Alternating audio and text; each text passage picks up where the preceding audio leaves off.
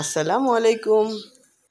আজ আমি বানাবো ভিন্ন স্বাদের পটল দিয়ে মজার কাবাব রেসিপি। এই জন্য আমি পটলগুলোকে সুন্দর করে ধুয়ে পরিষ্কার করে নেব।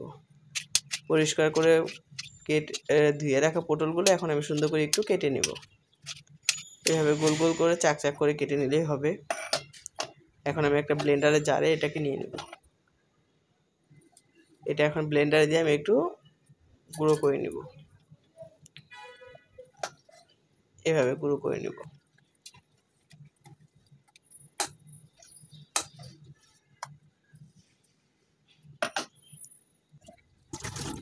এখন আমি কিছু ধনিয়া পাতা আর কিছু কাঁচামরিচ কুচি করে কেটে নেব।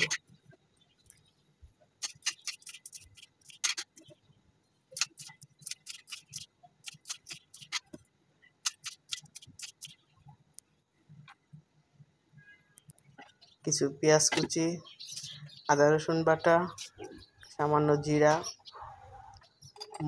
কাবাব মশলা, গোলমরিচের গুঁড়া, মরিচ গুঁড়া, হলুদ গুঁড়া আর পরিমাণ মতো লবণ আর সামান্য কিছু পরিমাণে আমি এখানে বেসন দিয়ে দিয়েছি। এখানে 2 চামচ পরিমাণে আমি বেসন দিয়ে নিলাম।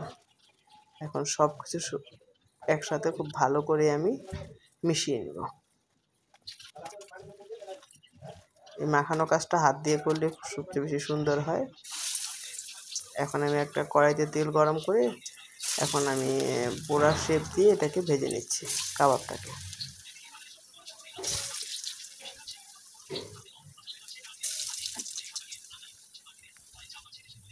এখানে আমি চুলার জালটা মিডিয়ামে রাখবো। জালটা বেশি বাড়ানো থাকলে ভিতর থেকে কাঁচা থাকবে আর উপর দিয়ে পুড়ে যাবে, আর মিডিয়াম থাকলে জালটা তাহলে ভাজাটা ভিতর থেকে খুব সুন্দরভাবে ভাজা হয়ে আসবে আর খেতেও ক্রিস্পি হবে। একটু সময় নিয়ে আমি উলট পালট করে এখন এভাবে ভেজে নেব। কালারটা যখন পুরোপুরি গোল্ডেন ব্রাউন হয়ে আসবে তখন এই বোড়াগুলোকে আমি একটা ফ্রিজের মধ্যে নামিয়ে নেব।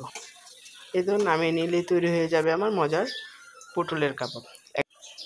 বাসায় একবার অবশ্যই ট্রাই করবেন, দেখুন কি আমি হয়েছে।